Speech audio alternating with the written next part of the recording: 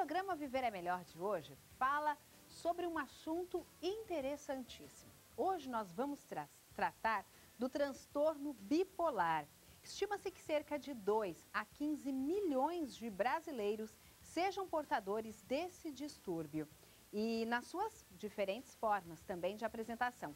Apesar dele nem sempre ser facilmente identificado, há evidências de que fatores genéticos podem influenciar o aparecimento da doença. Para tratar deste tema no programa Viver é Melhor de hoje, nós recebemos com muita alegria a presença do psicólogo Alexandre Ribeiro. É um prazer recebê-lo aqui no programa Viver é Melhor. É um prazer muito grande estar com vocês aqui no programa. O programa de hoje falando sobre o transtorno bipolar. E aí uma questão que é muito séria, Alexandre, porque muitas pessoas já têm essa sensação, né? É uma palavra que hoje está bem popularizada, né? Ah, aquela pessoa ela é bipolar, porque um dia ela está feliz, um dia ela está triste. Eu queria que o senhor explicasse melhor o que é esse transtorno. Você coloca muito bem. Nós precisamos tomar um cuidado com o termo, né? Porque senão fica quase um bullying sobre as pessoas, né? A ideia de bipolaridade é a ideia de que você cicla, ou seja, você passa de um polo para o outro polo com uma violência, eu diria, muito grande, de uma forma muito acentuada. Então, é um transtorno do humor, onde a pessoa alterna entre um polo da depressão, a palavra depressão ela já pressupõe, não é, um estado de rebaixamento do humor considerável, e a pessoa alterna para uma euforia, que se utiliza o termo mania, mania como sinônimo de euforia, de uma superexcitabilidade que não é uma alegria. Veja bem, não é uma alegria, é uma euforia excitável que acaba criando desconforto para a própria pessoa e para aquelas pessoas que estão próximas a ela, não é? Então a gente poderia até dizer que seria assim, aquela pessoa que tem essa variação de humor muitas vezes repentinamente e da mesma maneira que fica triste por nada, ela se torna uma pessoa extremamente feliz por nada também. Isso, e uma felicidade, aí entre aspas, perturbadora. Por exemplo, a pessoa quando está num momento de muita euforia, ela quer fazer compras desnecessárias, ela faz planos mirabolantes, não é? E quer envolver as pessoas do ambiente, a figura de um pai, de uma mãe, de uma esposa, de um marido, naquela quimera, naquela aventura que as pessoas estão vendo que é algo fora da realidade. E gera um desgaste muito grande para ela, um sofrimento muito grande para ela. Então, são alterações muito bruscas, intensas do humor. Diferente se nós pensarmos numa pessoa, no dia a dia, nós todos somos humanos, nós temos alterações. Se você me conta uma história triste, algo que aconteceu na sua vida, eu até por uma empatia, eu posso ficar até chateado com o que aconteceu. Claro, ou se você me conta, puxa, Alexandre, aconteceu algo positivo, ou eu tenho uma vivência positiva, então a gente fica feliz com aquilo, alegre. Mas são alterações aí dentro do que é esperado, do que é comum. Isso não significa que a pessoa seja bipolar. A bipolaridade implica nessas alterações mais acentuadas. Claro que existem também tipos de bipolaridade que talvez mais adiante nós vamos poder falar. Com certeza. E geralmente esse transtorno ele vem acompanhado de outras doenças? Isso. A gente chama em psicologia, na área de saúde, de forma geral, a gente fala em comorbidades, né? Ou seja, outros adoecimentos que seguem juntos. Então, há uma incidência muito grande com pessoas que têm bipolaridade, por exemplo, apresentarem dependência química. Então, o alcoolismo tem uma incidência muito grande com pessoas bipolares. Não significa que todo bipolar vai ter dependência química ou é alcoólatra. Mas costuma, porque dada a dificuldade de controle do impulso é possível que ele acabe recorrendo a esses expedientes. Até muitas vezes como uma automedicação, entre aspas. Como ele experimenta uma angústia muito grande, quando ele está nos momentos também de depressão, como uma forma de tentar lidar com aquela angústia que ele não sabe dizer o que é aquilo, da onde vem exatamente. Então, nós temos o transtorno de dependência, pessoas que apresentam a partir daí um transtorno de conduta, porque na medida em que ele tem essa impulsividade muito grande, que ele não suporta esperar as regras, não é? Ele não consegue lidar com frustração, então ele vai se tornando uma pessoa muito impulsiva, uma pessoa que acaba, por uma impaciência, quebrando regras, e isso vai inserindo ele num transtorno de conduta. Outra coisa, uma dificuldade, às vezes, pronunciada no relacionamento social. Certo. Então, outros transtornos podem ir se acoplando junto ao transtorno bipolar. Você sabia que, na história da humanidade, muitas personalidades enfrentaram este distúrbio? Vamos conhecer uma delas. Vincent van Gogh viveu de 1853 a 1890. Sua trajetória foi marcada por desafios. As dificuldades que encontrou durante a vida não ofuscaram sua habilidade de artista. Hoje, é considerado um dos maiores mestres da pintura universal. Seu legado agrega obras famosas como Os Comedores de Batata, O Quarto e Noite Estrelada.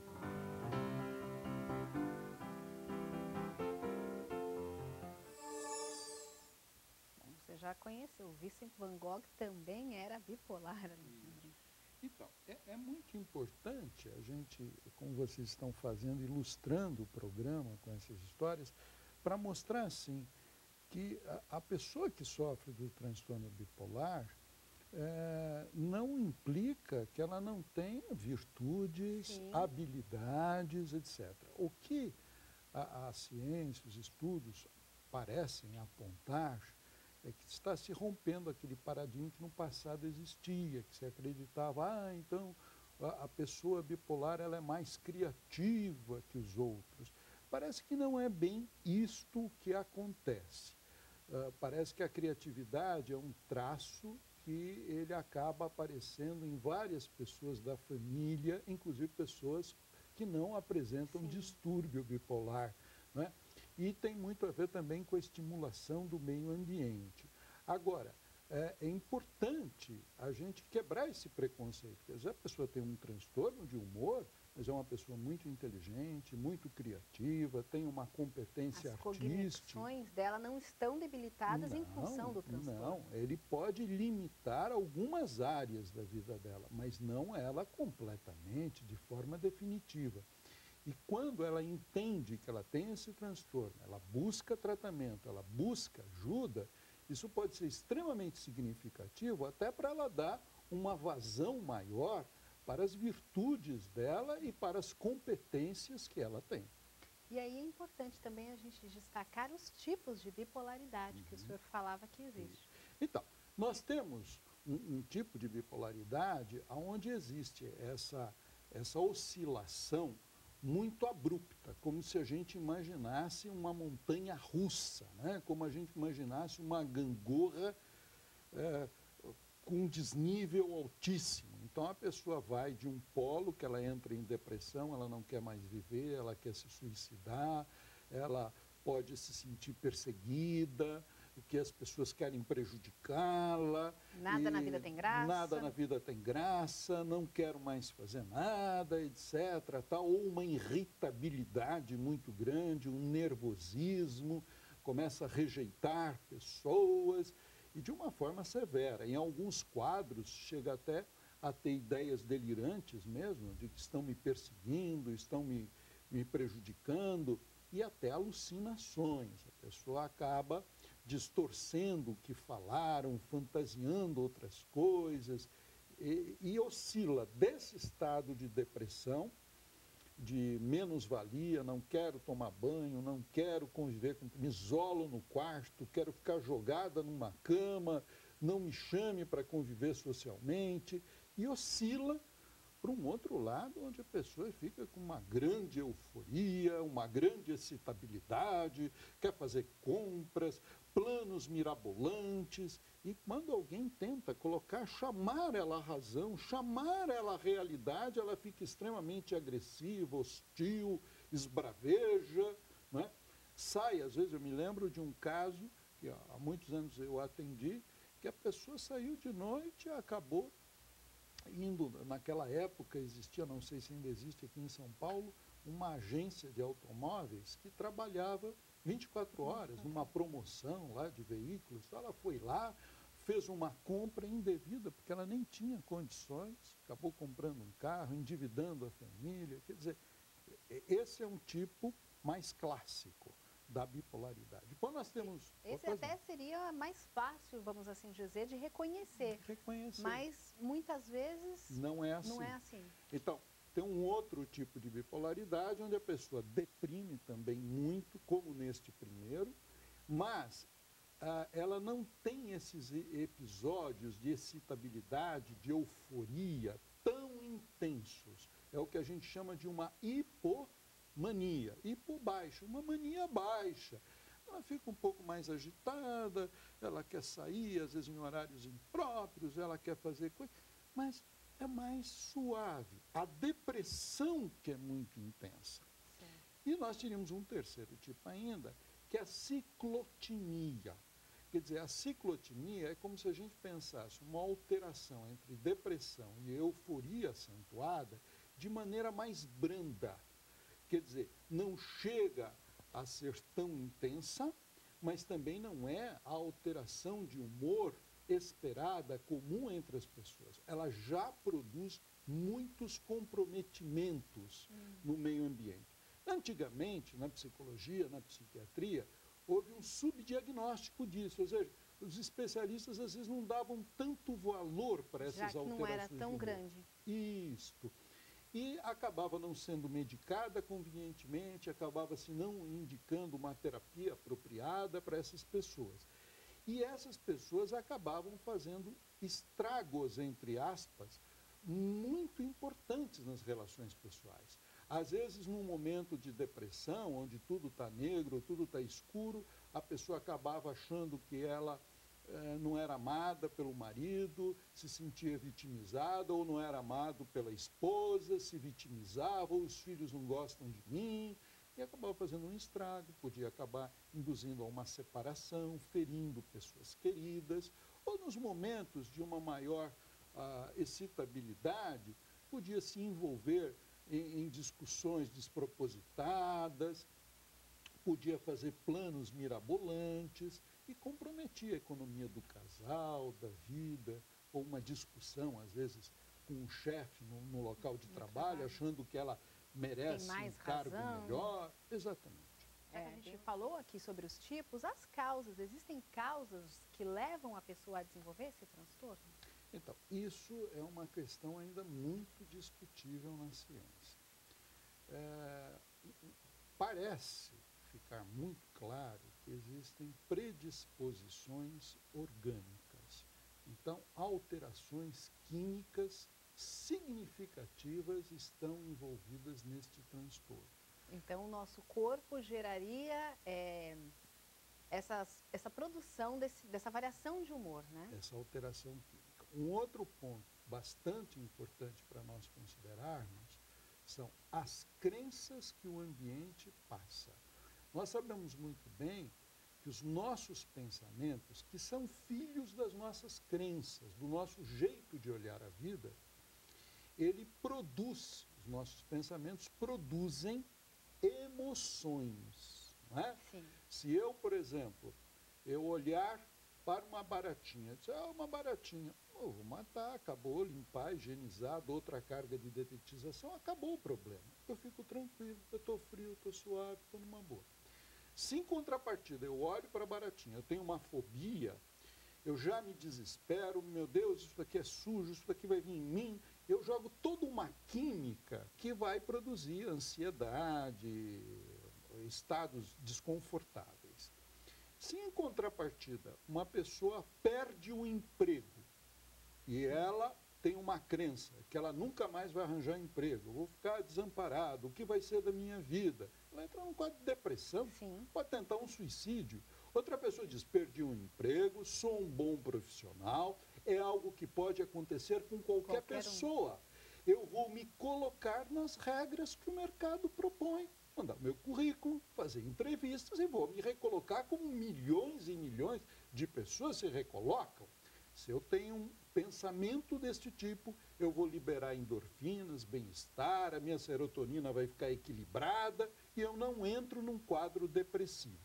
Então, o pensamento, ele interfere muito no humor da gente. Por isso que o trabalho da LBV, o Paiva Neto, procuram sempre incentivar um pensamento otimista, positivo. Sem dúvida nenhuma, se eu consumir uma literatura positiva, não é? Sim. Eu vou estar criando um equilíbrio emocional maior. Então, resumindo, hoje nós podemos pensar assim, quando a gente tenta entender a etiologia, a causa do transtorno bipolar, uma fusão tanto de predisposições orgânicas, que provavelmente nós já nascemos, mas somada a um ambiente, a uma cultura familiar que talvez respire valores mais depressivos, pensamentos negativistas, muita fantasia no ambiente, né? E isso, essa interação do ambiente com o hereditário, o orgânico, provavelmente é a causa do transtorno bipolar. Até porque, como o senhor falava sobre essa questão do pensamento, aquela pessoa que viu o problema da barata ou que viu o problema do emprego de uma maneira mais pessimista, ela vai ter uma dificuldade, uma hora que aquilo se transforma em emoção, de recuperar também o ânimo para lidar com aquela situação, né? Sem dúvida. E aí fica mais difícil. Em contrapartida, aquele que conseguiu observar as coisas, não de repente só de uma questão otimista, mas observou também a realidade, né? Ele consegue ir superando de uma maneira diferente. Então, seria possível a pessoa, se as duas coisas contribuem, né? Mesmo que a pessoa ainda tenha a questão orgânica, mas o ambiente, de repente, contribua favoravelmente para a pessoa, pode ser que ela passe pela vida sem desenvolver o transtorno? Eu diria assim, ela pode e deverá ter alterações de humor, mas se você tem um ambiente mais estável, né, um ambiente que passou crenças mais positivas para você, um modelo, referências de pai e mãe com uma estabilidade emocional, uma estabilidade de humor, é provável que a manifestação dessa alteração de humor seja muito mais leve. Não é? Eu não chegaria a afirmar que não haverá a instabilidade de humor, mas muito mais leve. Agora, quando eu vivo num ambiente altamente excitado, um ambiente onde as pessoas vivem numa verdadeira montanha russa, como nós falamos há pouco, quer dizer, isto vai potencializar ainda aquela mais predisposição química que eu já possuo. E aí desenvolve, de repente, até naquele tipo mais agressivo que o senhor comentava. É né? uma forma mais acentuada da bipolaridade. Agora você vai conhecer uma personalidade da área da música. Schumann viveu de 1810 a 1856. Desde cedo foi considerado um menino prodígio como pianista. Compositor, foi reconhecido também por sua notável cultura literária. Foi ainda destacado crítico musical, dotado de uma genialidade ímpar e expressava seu lado erudito através de sua música. Ainda que em vida não tenha obtido o devido reconhecimento, após sua morte, tornou-se um dos compositores de maior prestígio. Aí, Schumann também sofreu do transtorno bipolar. E é importante a gente destacar aqui no programa Viver é Melhor para você que nos acompanha, que ao perceber essas personalidades da história, sim, fizeram a história da humanidade, mas tinham seus problemas, mas nem por isso deixaram com que esses problemas tomassem conta da sua vida. E é possível a gente viver uma vida tranquila, a gente ter uma vida, especialmente hoje, com tantos tratamentos, uma vida realmente boa, né? Com qualidade de vida. Então, isso que você fala também é uma grande verdade. Quer dizer, como é importante na vida nós dizermos sim aos desafios. Né? Então, se eu tenho uma alteração química que me predispõe a essas alterações de humor, o que eu preciso? Reconhecer, entendê-las, né? E procurar ajuda. Ajuda psicológica, ajuda psiquiátrica, médica, né? Para estabilizar isso. E eu continuar a minha vida. Veja, vocês estão apresentando homens numa época que os tratamentos eram muito precários. Hoje se avançou muito. Hoje nós temos medicações que vão equilibrar muito esse humor. A terapia cognitiva comportamental, na modificação de crenças é muito eficiente. Então nós temos hoje recursos muito avançados, tanto na psicologia quanto na psiquiatria. E que nós precisamos nos apropriarmos desses recursos para ter uma vida de qualidade e poder realizar o nosso projeto de vida.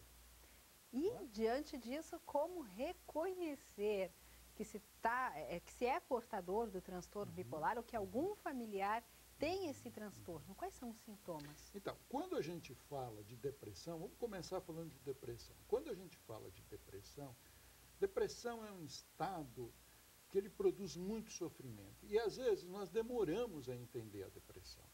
Às vezes você tem um filho depressivo, você tem um marido depressivo, uma esposa depressiva, e a gente acaba julgando que aquela pessoa é preguiçosa, que aquela pessoa é indolente, que aquela pessoa...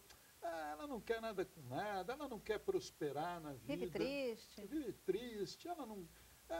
está folgada demais na vida, não é nada disso. Às vezes, isso que nós chamamos de preguiça, de má vontade, na verdade é um adoecimento sério. Não é? É como se a vontade da pessoa foi sequestrada. E hoje nós sabemos que essas alterações merecem tratamento e ajuda. Então, aquele parceiro, aquela parceira que vive constantemente dormindo, uma hipersonia muito grande, ou um sono de baixa qualidade, deita, mas se vira de um lado, se vira para o outro, não consegue dormir, insônia, mal-estar, aquela pessoa constantemente irritada, porque muitas vezes a depressão, ela se apresenta como uma tristeza, uma hipotonia, o tônus muscular fica muito baixo, eu não tenho força, eu sinto uma falta de energia, me falta motivação, nada acende a luz dentro de mim. Essa é uma forma de manifestação da depressão, mas a depressão às vezes se manifesta com uma irritabilidade muito grande. Não é? Pensamentos negativistas que ficam ruminando na pessoa obsessivamente, tudo vai dar mal. Ela sempre procura ver o que falta, não o que tem. Aquilo que a gente sempre fala do copo d'água, você mostra ele pela metade, ela sempre vê o que está faltando. Puxa, mas falta metade, não tem metade. Está sempre meio vazio. Vazio. Ela se relaciona sempre com isso. Ah, mas você fez isso, não gostei. Ah, mas aquilo falta. Então, aquela pessoa que ela é constantemente depreciadora de si própria e das pessoas. Quer dizer, a autoestima está em baixa muito grande. A depressão, ela produz uma perda de concentração. Né? E quando a concentração abaixa, eu não consigo manter a atenção, concentração, eu também não evoco dados da minha memória, eu não gravo novas informações, então a performance da memória cai. Do outro lado, você tem a euforia, a excitabilidade.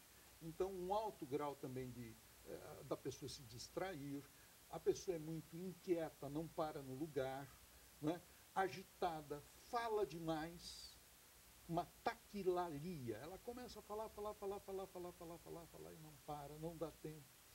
A fuga de ideias, ela perde o fluxo do pensamento dela. No meio do caminho eu esqueci o que eu estava falando mesmo. Não sei o que eu estava falando. Não segue uma linha lógica. De repente eu estou chorando, dali a pouco eu estou dando risada. Então, esses são sintomas importantes. Uma viagem na fantasia muito grande, um tirar os pés no chão no momento da euforia, da excitabilidade.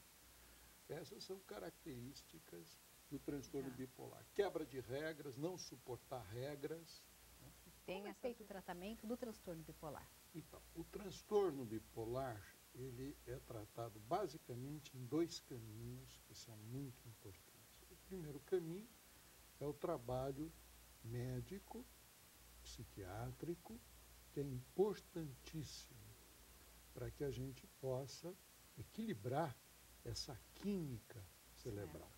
Basicamente, as medicações que são utilizadas, a classe de medicamento que é utilizada, são medicações que diminuem a excitabilidade do sistema nervoso. São medicações que têm uma aplicação na clínica neurológica como anticonvulsivantes. Então, eles vão dar uma maior estabilidade no humor.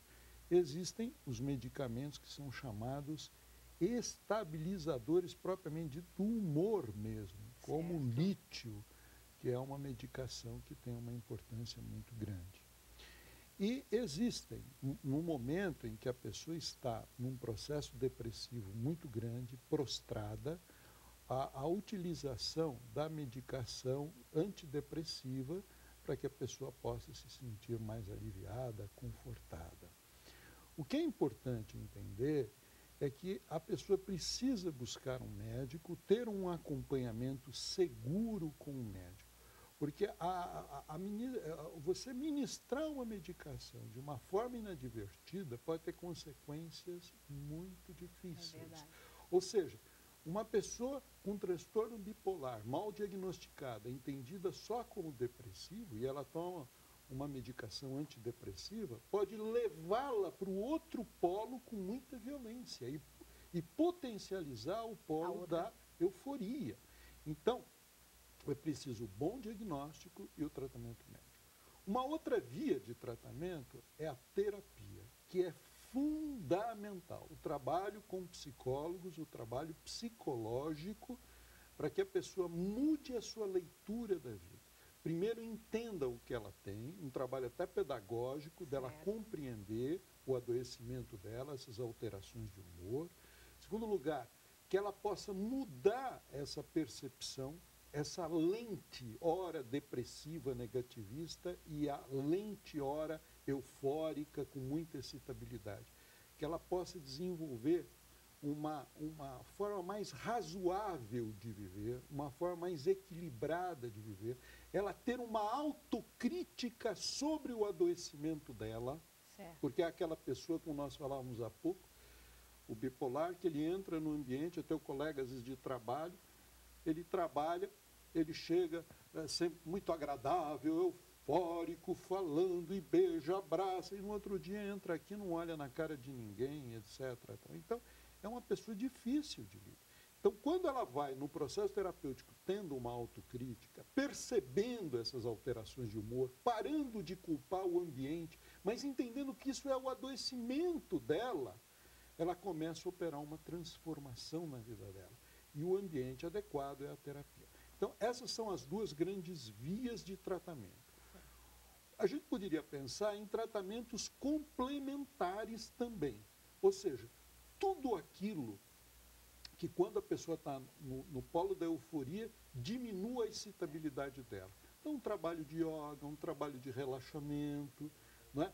Para que a razão dela possa predominar. Sim. Não é isso? Trazendo um equilíbrio até, né? Trazendo um equilíbrio, porque o que nós estamos aprendendo é que, na verdade, quando o humor está muito intenso, ele acaba fazendo nuvem, nublando a razão, o raciocínio, o bom senso, a percepção da realidade. Não é? Então, práticas que diminuam a excitabilidade. E quando a pessoa está no polo da depressão, que ela pudesse ter práticas estimulantes que geram energia, que geram endorfina. Então, uma boa caminhada, uma prática esportiva, mesmo que ela não sente vontade de levantar, não sinto vontade, eu estou sem energia. Mas a endorfina é interessante, é uma substância que é liberada quando você anda, faz um Sim. esporte, é interessante. No início é muito duro, difícil. mas você se impõe. Eu estou sem vontade, mas eu vou caminhar. E conforme você caminha, conforme você se movimenta, você começa a liberar essa endorfina. E aquilo começa a te dar prazer. Sim. Então, a caminhada, a prática esportiva, a dança, a música, e quando está na excitabilidade, o relaxamento, a meditação, a prece, né, são recursos preciosos para poder trazer ao equilíbrio. A mensagem que eu gostaria muito de passar para os familiares, para as pessoas: não adianta fazer grandes discursos. Quando o teu familiar está nessa excitabilidade, nessa euforia, se você começar a fazer acusações, se você começar a brigar, você excita mais o sistema nervoso dele. E excitando mais o sistema nervoso dele, o que vai acontecer? Menos razão a pessoa vai ter. Menos razão, e vai piorar tudo. E diminuir alimentações, por exemplo, o chá preto, a cafeína, quando está na fase da euforia. Certo. Isso também já tem comprovação científica que aumenta a excitabilidade do sistema nervoso e é negativo. Bom, começamos o quadro Quero Saber com a pergunta hoje da Marta Solastésia Guimarães, de João Pessoa, na Paraíba. Nosso abraço a todo o povo da Paraíba, sempre sintonizado na programação da Boa Vontade TV. A dúvida dela é: meu filho tem 25 anos e após o primeiro surto foi internado. Está prestes a ter alta e ainda não tem um diagnóstico final, mas tem grande possibilidade de ter o transtorno bipolar. Eu estou com dúvida sobre como devemos agir após a alta hospitalar. Então, é muito legal essa pergunta, porque ela nos ajuda a falar de uma coisa que nós não tínhamos falado, Sim. que são surtos, né? Quer dizer, embora essa alteração de humor ela está presente na pessoa, mas o momento do surto há uma intensificação muito grande, seja no polo da euforia, da mania, ou seja no polo da depressão. A intensificação é muito grande, às vezes ocorrem, como nós dissemos, alucinações, ideias delirantes. A pessoa faz uma ruptura, por vezes, com a realidade completa, não é? E ela precisa até passar por um tempo de internação, ser ajudada, etc., para depois se reintegrar à família, à sociedade novamente. Claro que se a gente puder evitar isso, é maravilhoso, mas nem sempre é possível. O que fazer quando a pessoa sai do processo de internação? A primeira coisa, nós precisamos ajudar a pessoa a entender o transtorno que ela tem. Quer dizer, leitura na internet, conversar com a pessoa, a família declarar o amor que sente por ele, não é? O afeto, a presença. Como eu falei há pouco, não excitar a pessoa. A pessoa com transtorno bipolar, até o tom de voz é importante, né? Se eu começar a falar muito alto, se eu falar muito rápido, isso pode ser um fator que desencadeia essa excitabilidade no sistema nervoso. Então, falar mais baixo, falar com tranquilidade. Em casa, evitar o consumo do álcool. Se o álcool nunca é positivo, ou na maior parte das vezes não é positivo, mas ainda mais com uma pessoa que sofre do transtorno bipolar, o álcool, ou as drogas, ou a cafeína, são fatores altamente estimulantes. Então, essa pessoa ela precisa ficar longe disso o mais possível. Então, se eu puder remover da família esse tipo de coisa, tanto melhor. Ajudar a pessoa, incentivar a pessoa a um tratamento, mostrar que ela pode ter qualidade de vida. Então, acompanhá-la ao médico, incentivar a fazer uma terapia, uma ajuda psicológica. Quer dizer, eu acho que aí nós estamos cumprindo bem a nossa parte de familiares. Certo. A Marilza de Almeida Lima, de Brasília, Distrito Federal, gostaria de saber quais as consequências na mente de uma pessoa que já passou por 5 surtos psicóticos. O que a família deve fazer para ajudar essa pessoa? Eu diria, é a mesma coisa, é ser presença na vida da pessoa. É mostrar à pessoa que a psiquiatria e a psicologia avançaram muito. O que muitas vezes essa reiteração de surtos, etc., ela surge por falta de informação, né? Então, nós não buscamos o tratamento adequado. Nós temos que entender que o tratamento, seja psiquiátrico ou psicológico, ele é um trabalho artesanal. A medicação, o médico ele tem que ir aos poucos dosando, vendo como é o tempo de resposta da pessoa, alterando medicação. Então, não é que o profissional muda a medicação e não é bom profissional, não é nada disto. É que nos transtornos psíquicos, o impacto é na personalidade, então varia muito de pessoa a pessoa. Então, a gente precisa ter paciência, persistir no tratamento, monitorar a pessoa. E outra coisa, não é porque a pessoa melhora que cessa a medicação. Algumas pessoas vão precisar tomar, sim, a medicação a vida toda. Certo. Há pouco tempo, teve um caso muito interessante que eu atendi no consultório de psicologia. Uma pessoa que me fez um relato que eu achei interessantíssimo. Era uma senhora de 50 e poucos anos. Ela foi diagnosticada com transtorno bipolar aos 28 anos. Ela passou a tomar carbolítio, que é um estabilizador de humor. A vida dela estabilizou. Ela relata que passou 22, 23 anos, coisa parecida, com um equilíbrio extraordinário. Trabalhou, se casou, o marido veio a falecer, ela continuou a vida dela. Quer dizer, tinha uma vida muito boa. Depois de 22, 23 anos, ela disse, mas por que eu não paro de tomar medicação? Acho que eu estou tomando essa medicação, isso não leva a nada, eu posso parar. Ela conta que em 1 mês e meio, precisamente uns 40 dias, ela desestruturou por completo a vida dela.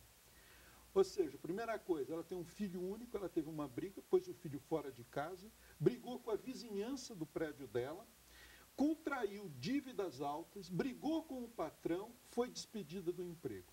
Então, mexer na medicação, mexer no tratamento só com um profissional e com muito cuidado. Então, a recomendação vale nas duas vias. Para quem começa a fazer o tratamento, e aqui a gente pôde observar que muitas vezes é um problema genético e vai passando, né, pelas gerações, então nada de tomar remédio, o que serve para minha mãe vai servir para mim, nada disso.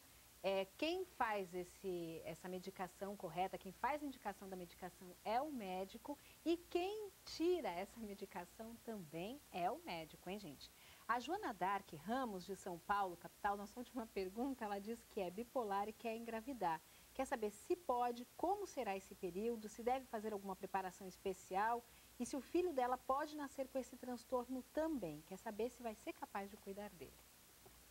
Então, eu recomendaria a Joana Dark buscar tanto um apoio, como deve já estar, e buscar o diálogo, o conselho com o seu médico, um apoio com o seu ginecologista e um trabalho terapêutico. Hoje existem algumas medicações, vitaminas, etc., que protegem a mulher durante o período da gestação, se ela estiver tomando algumas medicações controladas. Certo. Então, ela precisa dessa orientação médica. Muitas vezes, alguns antidepressivos não são tão indicados durante a gravidez, mas outros conferem um risco menor. Então, ela também vai precisar dessa orientação. Que tipo de medicação tomar, como tomar, etc. Agora, quanto à possibilidade ou não da criança herdar alguma predisposição, isso ainda é muito discutível. E não, até o fato de eu não ter o transtorno bipolar não está imunizando a possibilidade de um filho também nascer com transtorno bipolar. O que eu aconselharia é que ela continuasse, se ela já está num processo terapêutico, e pedisse uma orientação, modificasse as medicações necessárias para que ela possa ter uma gestação segura, uma gestação ponderada. Quer dizer, reflita, não faça nada de forma impulsiva. Faça refletindo, com razão, ouvindo especialistas que conhecem o seu caso de perto. Muito obrigada, foi um prazer recebê-la aqui no programa de hoje. Um grande prazer, eu estava elogiando o programa pelo caráter educativo, pelo caráter de respeito à ciência, à profundidade, e eu tenho certeza que foi um programa que me deixou muito feliz e creio que deva ter contribuído com as pessoas. Muito agradecido pelo convite.